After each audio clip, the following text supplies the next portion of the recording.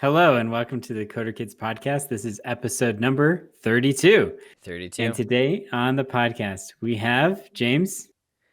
We have Iftekhar Basith. The reason I passed it to James is that James has been practicing the pronunciation of, but we're calling him Ifty or maybe Dr. Ifty. He is a professor at Sam Houston State University teaching, well, it sounds like computer engineering is technically his field. But he's an expert in, you'll see in the episode, we talk about 3D integrated circuits. We talk a little bit about some of the other things that he's working on. Obviously an expert in a lot of fields of technology. Welcome, as always, to James Thornock. Hello. I'm Jeff Ward, the founder of Coder Kids. And I do want to share my personal update. Is that okay if I do that? Do it, James. Yeah, so look, people. Y'all know, if you listen to episode 30 of the podcast, that all my pipes broke. I don't know if I knew the full extent of it at the time, but when you have old galvanized pipes, it ain't good. So I got myself a real mask because I have been angle grinding steel pipes, which, man, I don't know if there's something that makes me feel more manly. Coating or angle grinding steel pipes, sparks flying everywhere. By the way, I don't have any hair to protect my head. I had to wear basically this hoodie to protect myself. But this is a real mask. Boy, I wish I had bought this at the beginning of the coronavirus. Other than it's probably terrifying to other people in the grocery store. It's fantastic. It's one of those painter's masks if you can't see it. Listening to the audio version, and you're gonna love this, man. So, not only does it protect from metal shavings in the air and fiberglass insulation, which you definitely don't want in your lungs. I was changing a diaper and I tested it with the mask on. You can't smell a daggum thing. So if you are a mom or if you are a dad, and I don't know, I think it's worth $30. And additional benefit is that when your son is 18, he's going to have some kind of traumatic memory of this guy in a mask. Cyborg dad. Yeah, that's funny. That's really cool, James. Well, I wish that I had some kind of exciting update to tag along with your repipe. And congratulations first on diving in and taking on that repipe, because that's a big job. And, from me and all of Coder Kids Nation, we wish you the best in the recovery of your house. I have nothing to report, man. Things are good out here. We've got a lot of classes posted for the summer, so that's something that great you've helped with. So check out the summer camp schedule. We're working really diligently on that, and man, making upgrades all the time on our website, just trying to get ready for summer. So, all right, here we go. Without further ado. Welcome to the interview portion of the Coder Kids podcast. Today on the podcast, we have Iftekhar Basith.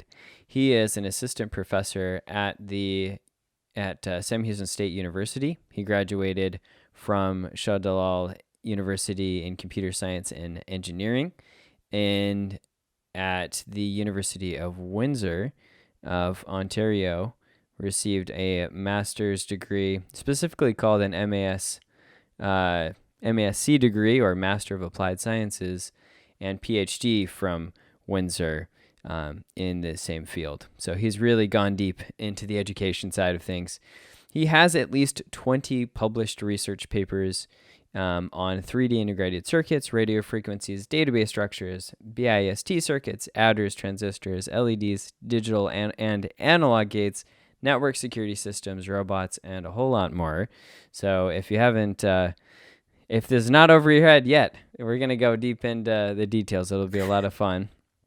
And he received the Canada Graduate Scholarships Doctoral Program Award for his research related to 3D integrated circuits. So without further ado, welcome to the podcast. And his students call him Ifty. So that's what we'll say from now on. Ifty, welcome. Welcome to the podcast. Thank you, James and Jeff. This was a very kind introduction. Sure. I don't want to scare one away. But it's nothing. I guess I was lucky. I got very good supervisors who supported me. I have a very lovely family who supported me. So it was kind of easy, but nothing more. So I say that it's just I was lucky to receive masters and PhD. Well, and we're lucky to have you on. So what really, and we ask kind of all of our guests this, but what really got you interested in either programming, coding, engineering, technical stuff in the first place? Thank you, James. That's a very good question. Actually, I want to share a real life story, with every audience. Is that when I was growing up, my father always wanted me to be a doctor. Doctor means in physician, and my mom wanted me to be in army, in defense, And I was in a defense school for my secondary schooling system. I chose neither.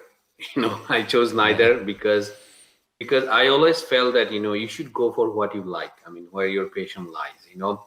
I never wanted to be a doctor in physician because I felt that you have to study, and continue study. And it's endless, and that was one of the reason. And then second reason, I didn't want to go to army because I am kind of a freedom freak that I kind of don't like someone controlling me. I want to be my own. I want to execute my own passion. I love this. I want to do this. So regarding the technology and computer science, at that time, especially in my country, that was like kind of hot cake. The revolution, computer science revolution was going on. And the students who were doing a little bit better in academic, everyone was choosing engineering or computer science over the arts topics. So that was also reason. So I would say that I had passion for that, but it's not like that. If I had options to choose something else, I would have. I mean, it was not a predetermined or like a long-term goal that I chose it based on that, but it was an instant decision. I didn't want that, and I have that option. So let's go for this one and let's see how it works. And later when I started, then that's where actually I became more engaged because I liked the hands-on stuff, and applied stuff. So I felt that if I go to art, if I've gone to arts faculty, I would not have been able to do that. So that's the best part, So I would share with the audience and everyone that go for your passion, what you like. For example, another example, my daughter, my eldest daughter, she wants to be a mechanical engineer, and my second daughter, she wants to be a TV anchor, and I never force them. I always support them, and I want them to continue their passion. So that's what matters. That's what matters. That always go for what you like. Do not take something just for your career sake or something else. Someone forced me to do that, because then you'll be successful, but you'll not enjoy it. So that's what I want to say. Yeah, and I would also probably insert too that I mean, it's not like you just went for your passion and then didn't work hard. I mean, you've published like more research than I will probably ever publish in my entire life. And so we're working actually with a researcher at the University of Houston, hopefully. So our names might maybe be included in one research paper when I'm dead. But there's a level of work that takes and that requires. So when you say like follow your passion, obviously that's what you want to still require some work too. Yeah, still definitely try to be the best in your field, right? Yes, I want to add here, that is the starting point. Go for your passion, but when you start working on that, definitely you need to put forward some more effort, For example, so many people, I had like 60 friends in my program, in my bachelor's, and I think only maybe 10 of them, they made it to abroad, did masters and PhD, but other did not, Some of them, they worked for cell phone companies. Some of them, they went to do software development, So they are more efficient in programming than me because they're always doing coding and everything, So that's the second step. First, go for your passion. And as you said, you are right. I mean, if you don't put forward some more effort, you may not succeed like to the full extent. For example, you said I have few research papers and everything. I have colleagues, I have friends who have like 100 plus research papers.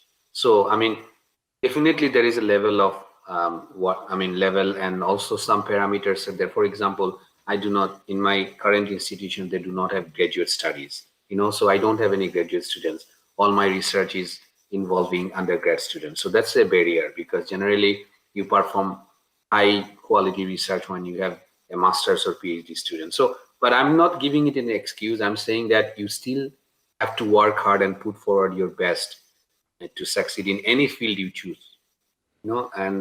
But before choosing that field, I wanted that go for what you like, because later, you may, as I said, you may publish 100 plus paper, but you may not enjoy it. So what's the point of publishing so many papers if you don't enjoy it? So that's. I wanted to share. Sorry, I like to share stories, real life stories, because when I finished my master's, I was working as an electronic design engineer for Ford. I was developing their brake pedal sensors. I didn't like it. I mean, I wasn't enjoying it at all. Yes, I was getting paid higher. Like right now, I'm not getting that much high, but I was getting paid higher because it was industry position, and it was a recession time in Canada. No one was I quit my job. I came back and did my PhD because I wasn't liking it. And everyone is, including my wife and my family, was saying that, no, don't do that, because it's very bad time to quit job. We never know you're going to get a job or again or not. But I said, what's the point? I'm not enjoying it. So what's the point? So I quit my job. I came back, I did my PhD, and now I'm doing what I like most. I like to teach. I like to get involved with the students. And that's what, I'm getting less, but I'm enjoying it more. So that is what I wanted to convey to everyone. If you like your job, believe me, you'll be satisfied. Even you have less papers or less money, but you will enjoy. Yeah. Absolutely. Well, I want to jump in with a question real quick, because I know that in James's introduction, he was talking about 3D integrated circuits, and this is something that I just had a question about, because I understand what a circuit is, and I feel like I might kind of understand what an integrated circuit is. I mean, maybe integrated onto some kind of board or chip or something. But how do you define a 3D integrated circuit, and what is it on a basic level? Thank you. Thank you, Jeff. It's a very hot topic, cutting edge topic. And to be honest, the 3D IC hasn't been, fabricated yet. We are still in the 2.5 dimensional. So again, it's normal 3D, 3-dimensional. You have length, width, and then you have height, so that's it. So right now, currently we have, the chip design that we do, integrated circuit, obviously, you put transistor and all other gates and everything in one wafer, as Jeff was mentioning. Yeah, just the motherboard. Put everything in one. Yeah, just the motherboard, right? But this is what 2-dimensional. You see that this is 2-dimensional length and width, right?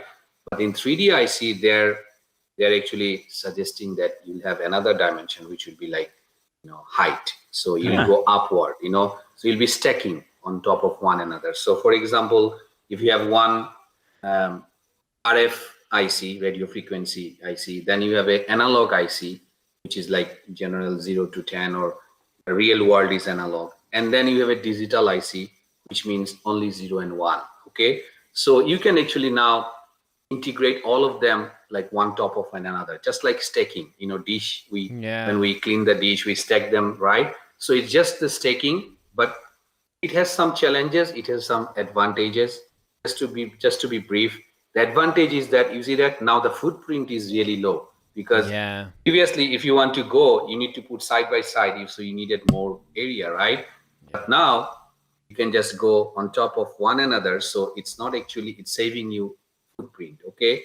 And this is why, giving a practical example. Okay, you see the car sizes, guys, every year it shrinks. I don't know if you guys noticed that. The Ford Escape, Explorer, take the 10 years back model and look the model this now. They've shrinked. How? because of these technologies, guys. Because the sensors they were using, humidity sensor, like temperature sensor, those are now becoming very, very small in micrometer range. And I want to share with you guys that Samsung and IBM, they are now fabricating nanometer, 7 nanometer. So nano means 10 to the power minus 9. Think about it, nanometer range, they are now making those ICs. So that's what basically the 3D IC is. It's a 3-dimensional. So they have added an extra dimension. You'll stack on top of one another, and between them, between the layers, they will have a connection with a copper wire, and that's how they will exchange the data. The major disadvantage is heat escape, because that when the ICs work, they heat up, right? So that's why I don't know if you guys open a computer desktop, you see that there is a fan inside. Oh, yeah. Why? Because to cooling down all the components, right? So that's the major problem with 3D IC, that once you stack them together, you only have access to the top one and the bottom one. You do not have access to the middle ones, okay? And how the heat from the middle ones will escape. So that's the problem.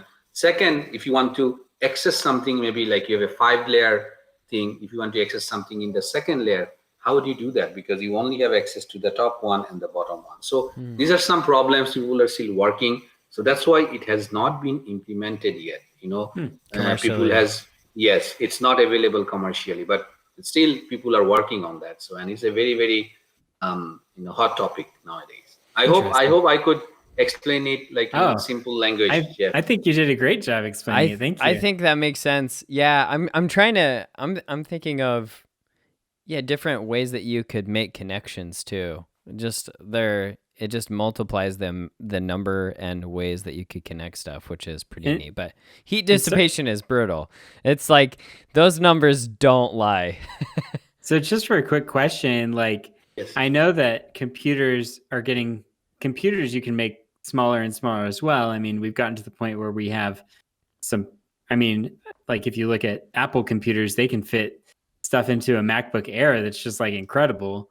And they have the M1 chip that's recently I don't even know, but it seems like computers and smartphones are very small computers, but it seems like you get smaller and smaller. Is that kind of part of the goal of a 3D integrated circuit? Is like eventually you could have a extremely high powered computer that's running in an extremely small size?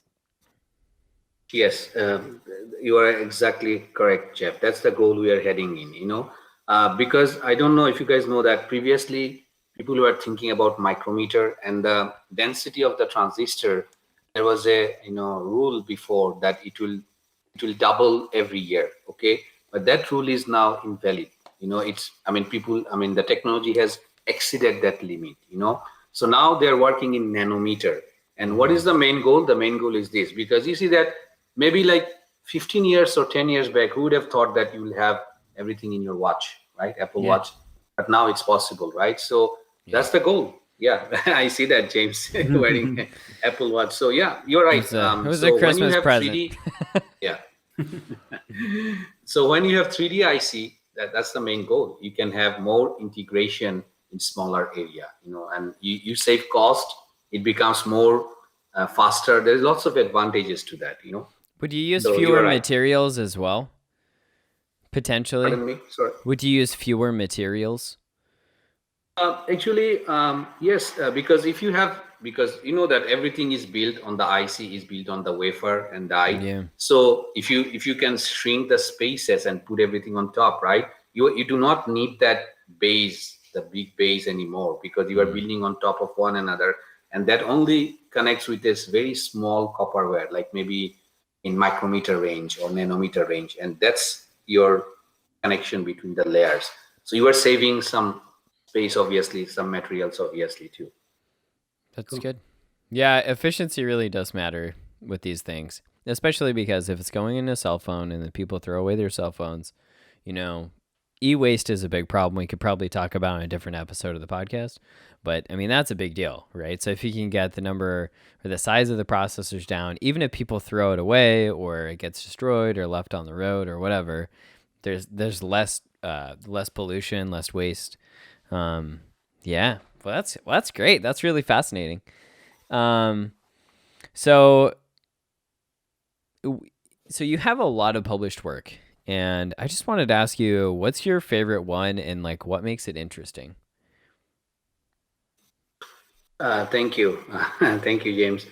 To be honest, my favorite work, I cannot pick only one, but I would It's say like that picking children, right? I actually liked working with one of the student here. We made a actually underwater robot, and and he actually participated in mate. The mate is a competition mate, and he also did internship in NASA because of those involvement in research. So the reason I picked this because it gives me hope. Our department is undergrad, and but still, he being an undergrad student, he built this one, and he got scholarship for this one. He got internship to NASA. Highlighting those because there was a person coming from NASA judging that robot. So that helps. So I would pick this one. Um, uh, this one that I liked working with him because even though robotics was not my first choice because my research wasn't in automation and robotics, but after working with him, I actually got interested in robotics. Then I got myself certified. I got a FANUC certification, and also I started learning on the PLCs, because that's the future. Everything is going to be automated, and if you know PLC programming, ladder logic and everything, there is two versions, Allen Bradley and Siemens. In US, mostly we do Allen Bradley. In Europe, mostly they do Siemens. So, if you can do that, that would be amazing, guys, So automation and robotics, believe me, you'll never lose. If you can programming, as Jeff and James was mentioning, obviously programming C, C++, okay. I actually do not encourage people that much for Java because it's my personal preference, but I'm not asking you guys to follow me or anything. C is the mother of all languages, guys. If you are efficient in C, you can make anything. Okay, yes, the codes will be longer. Yeah. 500 lines, 100 lines, and which you can do only using a library in Java or other places, right? But if you know C very well, believe me, you don't need any other languages, to be honest, okay? All of those libraries and everything, if you go into the backend, those are written in C, okay? Assembly language written in C, PLC written in based on C, okay? VHDL, very high definition language, what we do for chip design, basic is C, okay? Arduino microcontroller languages based on C, okay? So that's why I suggest students, if you really want to be in programming and coding, master in C, okay? Yes, after mastering in C, you can do Java, those are added. Definitely those help. Python, obviously, another thing. So embedded programming, those are very, very needed for future automation and PLC. So these three topics, if you can, yes, go ahead, Jeff. Sorry. I was going to ask, would you recommend learning C as the fundamental language, even if someone, for example, really wants to be building websites? It's a tough I know question. it's different. It's totally different thing, right? It's totally different thing. Yeah. So building, you can be a web developer and you can be a software, developer. It's two different direction, to be honest. Okay. I have so many students who actually graduated in computer science, but they're now a web developer. Some students, they did electrical, but they are now software developer. In electrical, they did not do that good, that high level of programming, but they learned it for their own, interest, and they became so good that now they became a software developer. So it totally depends on the person, which direction he wants to go. Website development, you may not need C that much, but most of the others, automation, PLC, as I said, software development, anything you go, embedded system, you need C, okay? And as I said, the course will be longer in length, but you'll never be out of scope. anyone who is master in C, I can tell you, I mean, this is my personal belief. Once again, I don't want to enforce it to anyone. If you're a master in C, you'll never be out of job. I can tell that.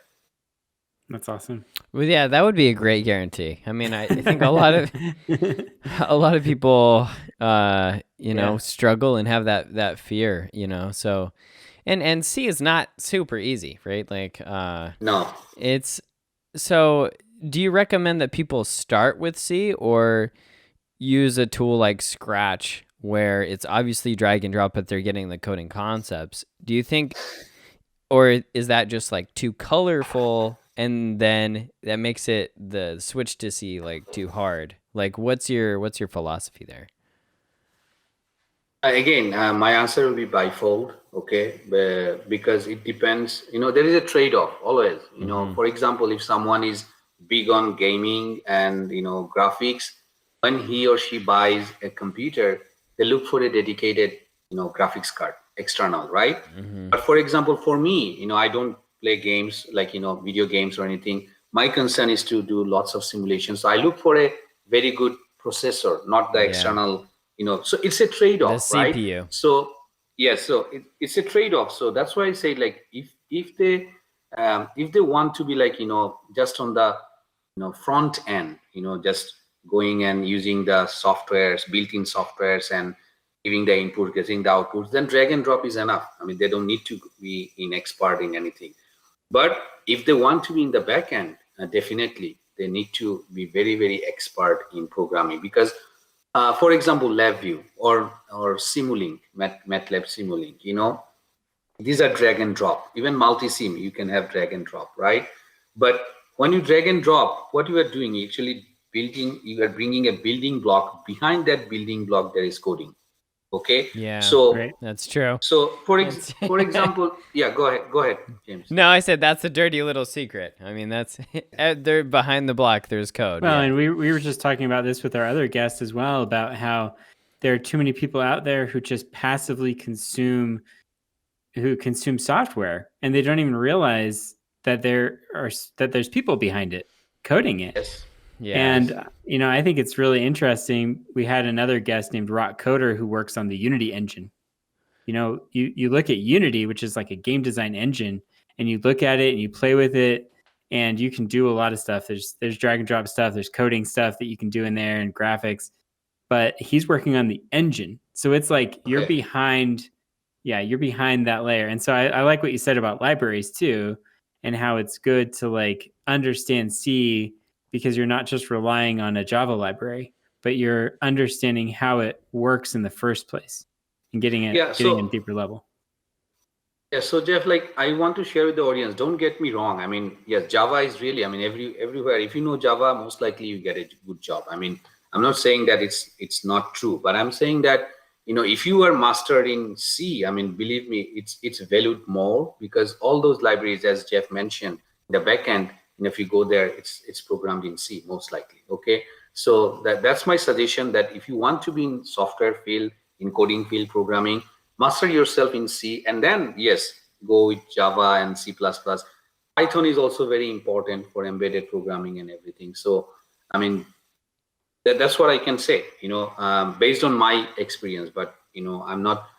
I don't want to force it on you. I mean, you are the maker of your own destiny. So you can decide which direction you want to go. I want to give you one more example. I apologize, I'm taking a long time. It's your podcast. I mean, don't worry about it.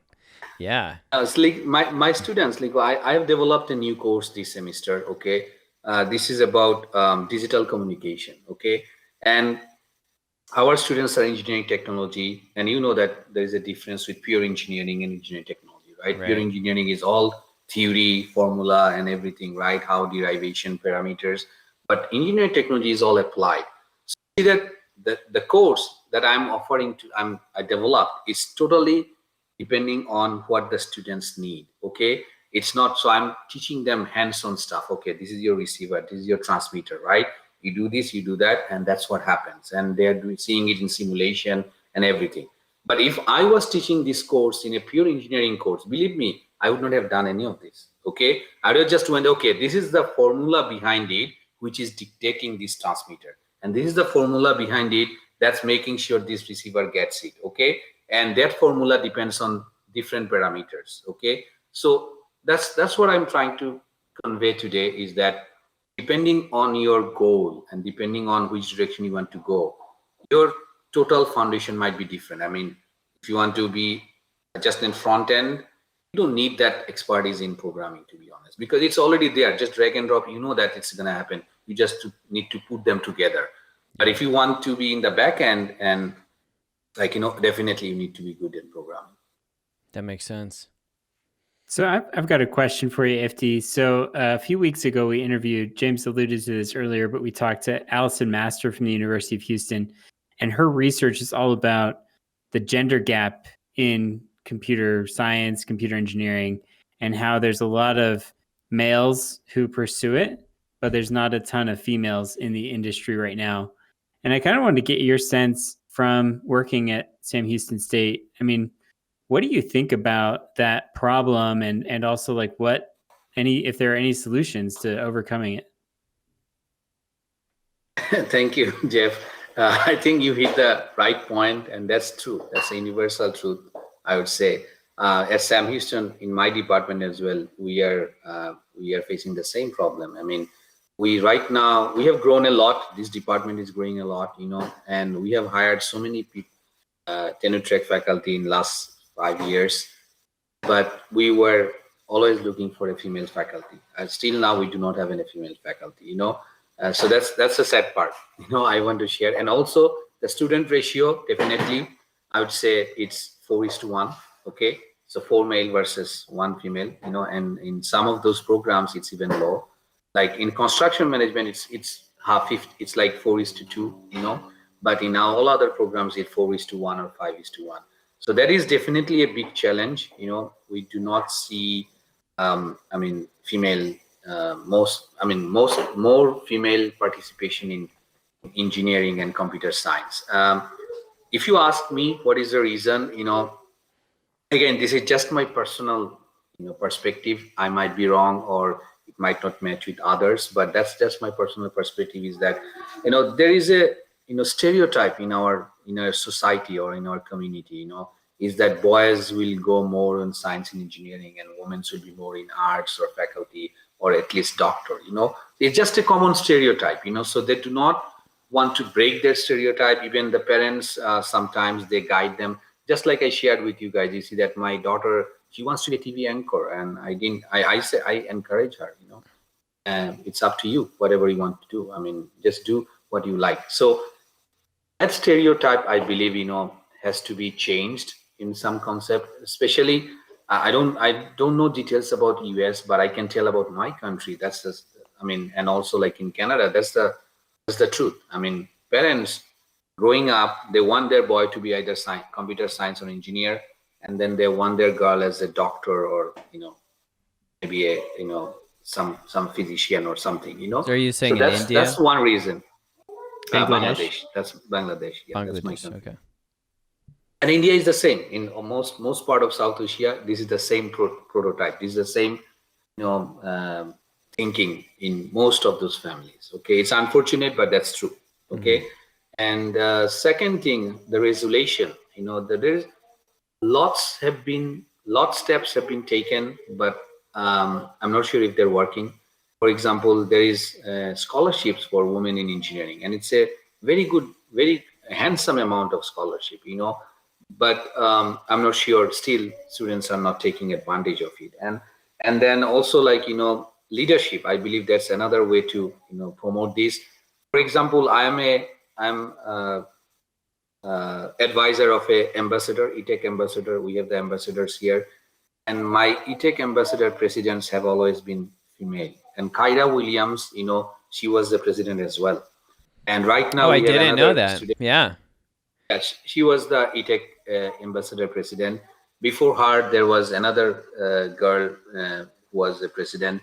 After her, now we have Melanie. She's also a female.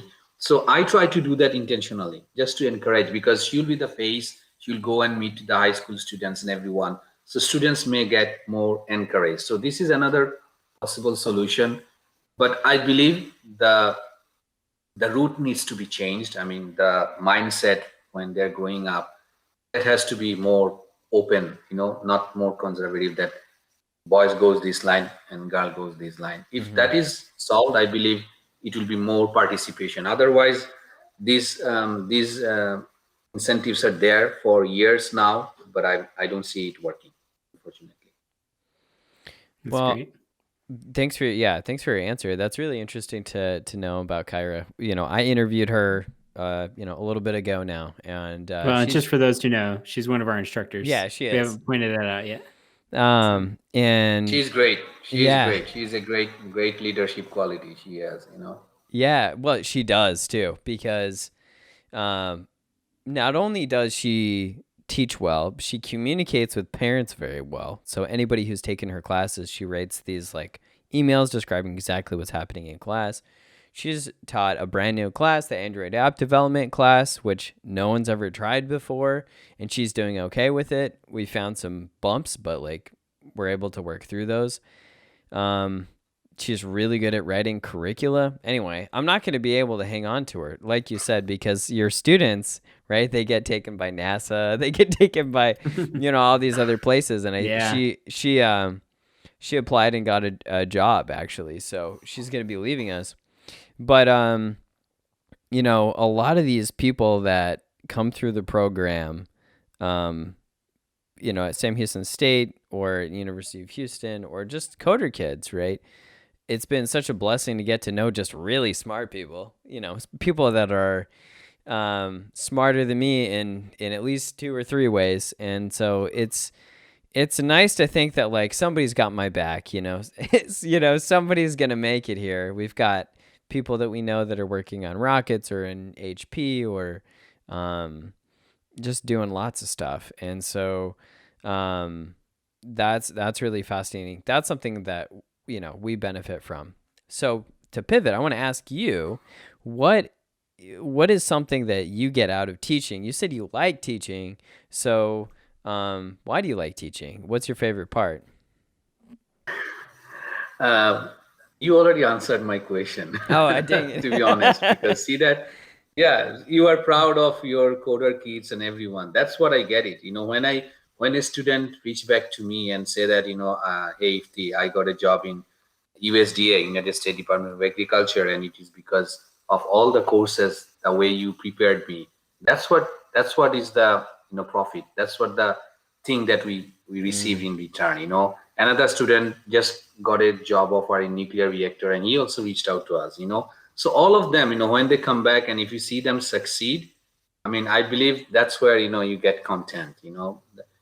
And to be honest, in my point of view, teaching is also a kind of give back to the community, because you were like, I personally think I was blessed enough.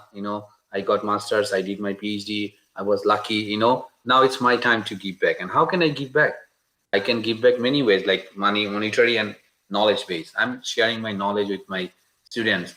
In terms, they're sharing their knowledge with more students. Just like you said, Kyra was excellent. That made me feel proud, right? Because I feel that I transferred the knowledge to her. She's transferring to the more kids, and those kids will continue. And if you see that, I will be immortal. I'm not, even if I die, I'm immortal until the last day. You see that? Because it continues. You see that? So that's the main thing. That's the passion behind my teaching. Yes, doctors, they also give back to the community. Okay, political leaders in many ways. Not all of them are. That most of them are very good. They want to serve the community people, right? Yeah. So these are all ways to give back, and I feel that that's the way I'm giving back to the community. I mean, the community has blessed me a lot, and it's time for me to give it back to them. So I believe that gives me more pleasure, that when the students come back, I feel really proud. Well,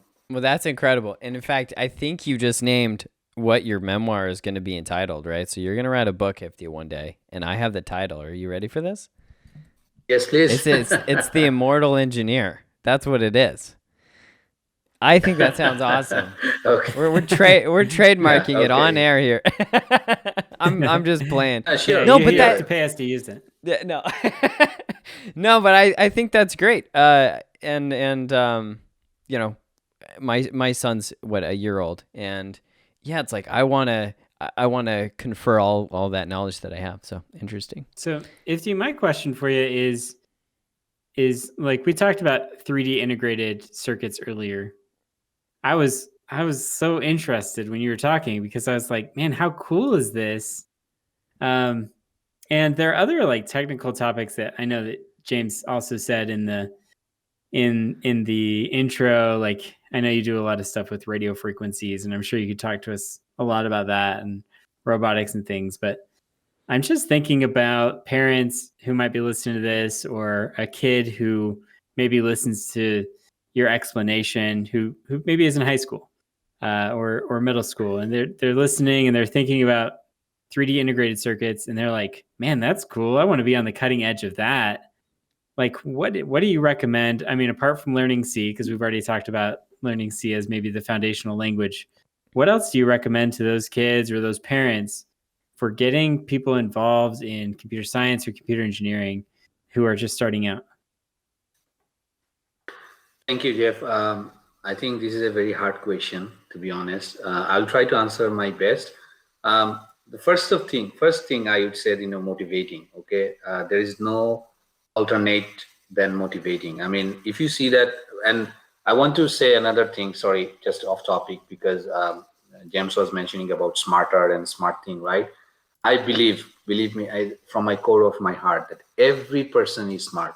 Every person is smart. It's just that they do not know which field they're smart on. For example, if I'm smart on computer science, it doesn't mean that I'm smart on communication. If someone is smart on writing, he might not be smart in reading. So every person is smart. It's just that you need to discover that where your strength lies. It just might be that you are not doing good in. I have lots of friends. I mean, their result was not good, but they're very good at programming, and I still admire them, and I go back to them if I need any help, because I know that they will help me in programming in this. So that's one thing, smart, motivating. Okay, so I request this, all the parents, please motivate your child, whatever they want to be. Just, yes, you can guide, you can discuss with them. Okay, this is going on right now. Do you want to explore this and see if you like it or not? If you don't like it, I'm not going to push you. Okay, but just see. So motivating and guiding. But again, that's one thing. Second thing is that about the other topics that you mentioned. The computer science and everything, because the world is moving to it. Technology. How can I say? I'm trying to find the correct word. I apologize for that. Revolution, technology revolution. Okay, and the digitalization of everything, or making everything online, is a part of that. For example, all the labs. That what happened during COVID, right? I mean, that's just a learning point for us, learning curve.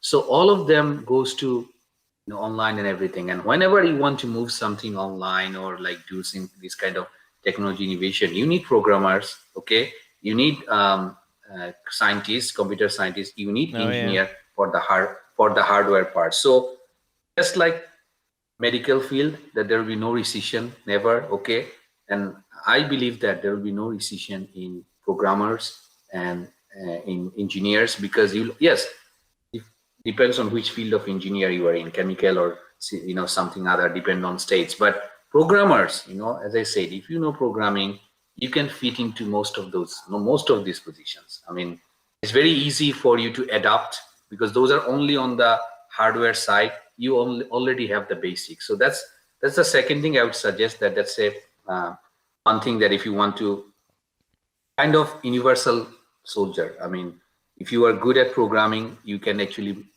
mold into any other jobs. That's another thing. Okay, and for engineering guys, again, I want to share is that one story from my life. Okay, again, I apologize, James. And no, I love hearing him.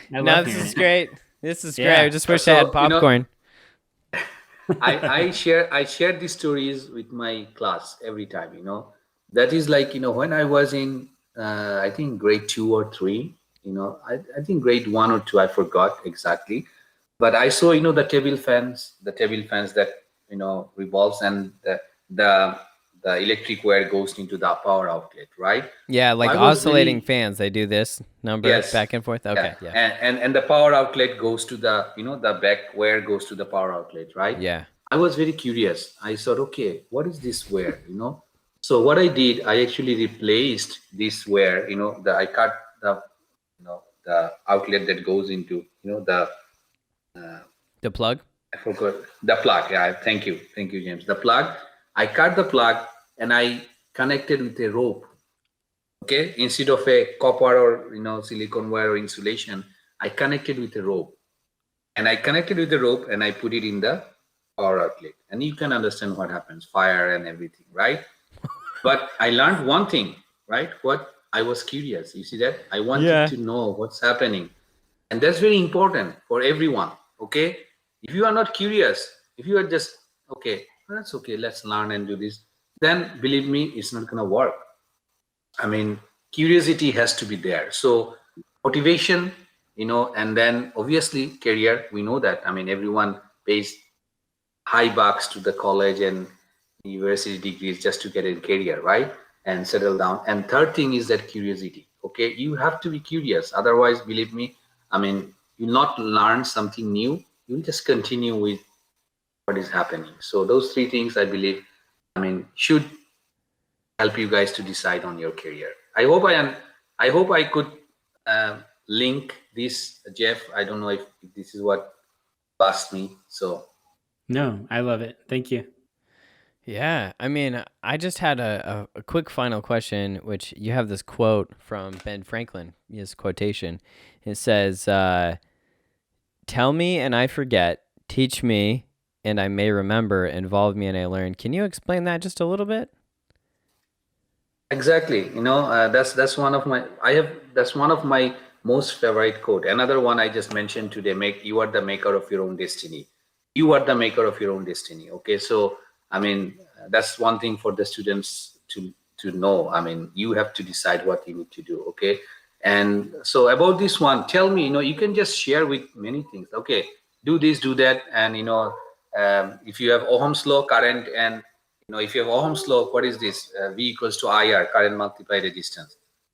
That's it, and then the students may forget next day. Okay. Yeah. But if I show Guaranteed. them in real life, okay, yes, I connected a power supply, I gave the voltage, okay, and I have the multimeter, I have the breadboard, I constructed the circuit, and I showed them this is the resistance, look into the current. What is the relationship you find from here?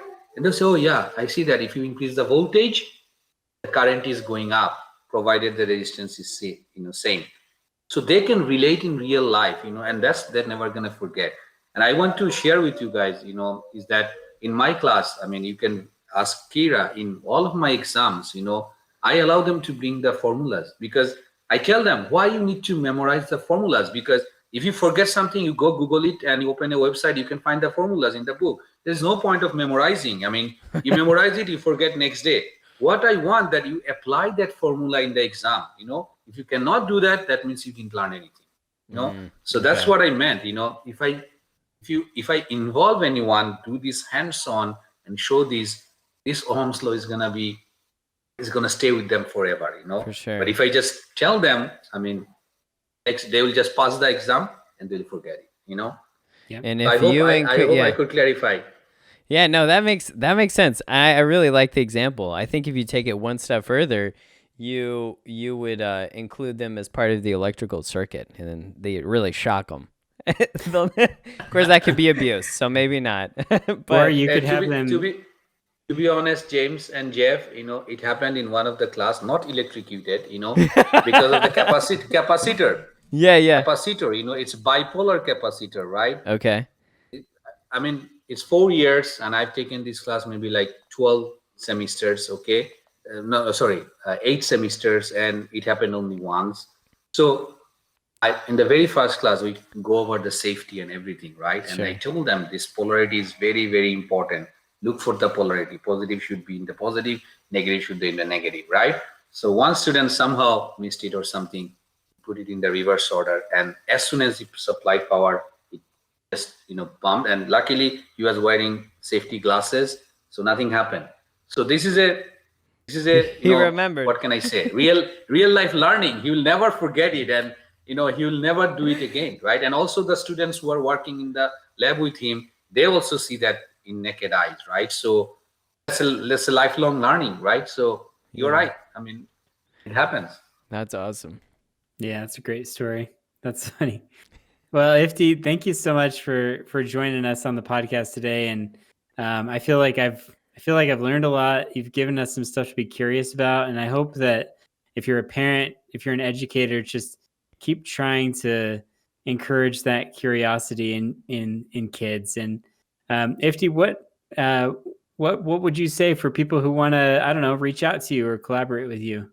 Most welcome. I'm very, very approachable, and I have a open office hour to all my students anytime. So you guys are most welcome. I'll share my details here, my email, my Facebook, my LinkedIn, Okay. my whatever. I mean, they're comfortable with. They can always come back. They can email me. Just mention that I was in the Coder Kids and I just needed to know this, so I can respond to you, very quickly. I'll share my details with James and Jeff, and you are most welcome to share my details with all the parents and educators, and they can reach out to me anytime. I'm generally very punctual, and I try to respond within 24 hours. Yeah. Awesome. Yeah, absolutely. Well, thank you so much again. It's been a blast, and we'll see you later.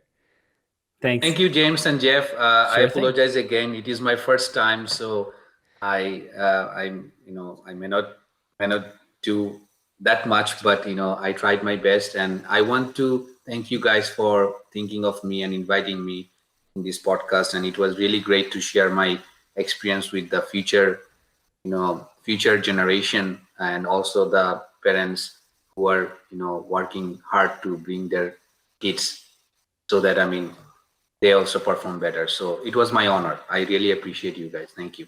Well, absolutely. We think it's so important to have, everybody's perspective. And so it's really great to have like a hardcore research perspective. And so that's been really useful. So until, as soon as you start writing your memoir, you're probably too young for that. But as soon as you start writing The Immortal Engineer, we'll have you back on. It'll be awesome. All right. We'll see you next time. All right. Thanks, Ifti. Thank you. Stay safe, guys. All right. Talk to you soon. Bye.